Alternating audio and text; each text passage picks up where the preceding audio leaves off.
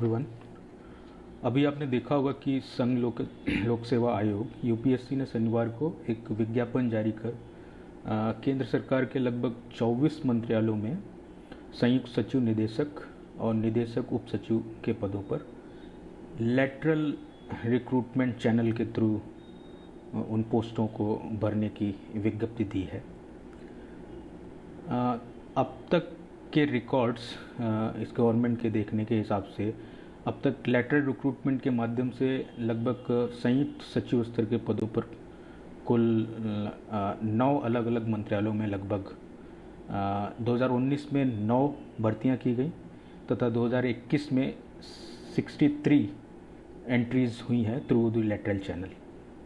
वर्तमान में लगभग 57 अधिकारी लेटरल एंट्रीज के थ्रू विभिन्न मंत्रालयों में विभिन्न पदों पर कार्यरत हैं।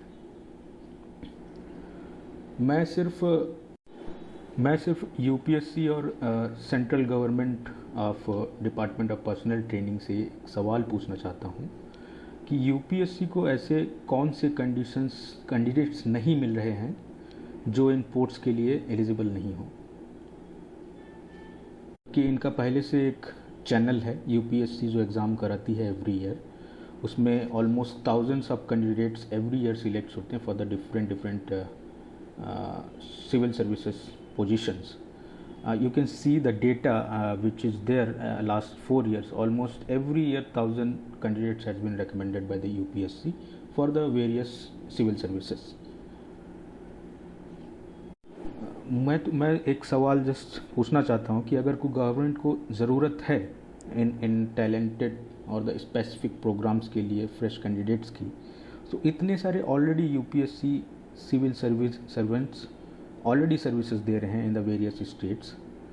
इतनी सारी सिविल, क्या उनमें से उनको कोई भी एलिजिबल कैंडिडेट्स जो उन क्राइटेरिया जो पोस्ट इन्होंने निकाली हैं ऑलमोस्ट 45 पोस्ट, उनमें से कोई भी कैंडिडेट्स उन क्राइटेरियाज को फुलफिल नहीं कर रहा है कि यूपीएससी उन कैंडिडेट्स को डिपुटेशन पे लाके, like however they have given the 3 to 5 years of tenure to contract positions, but deputation basis services already in the public service domain. So why the UPSC is not able to promote or depute the civil service servants who are working in the various states and giving their services?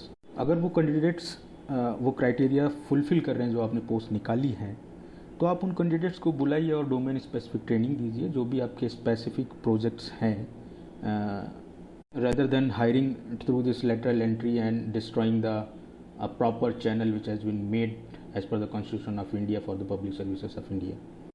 आप lateral entries के through पूरे के पूरे government civil services structure को एक corporate business क्यों बनाना चाहते हैं?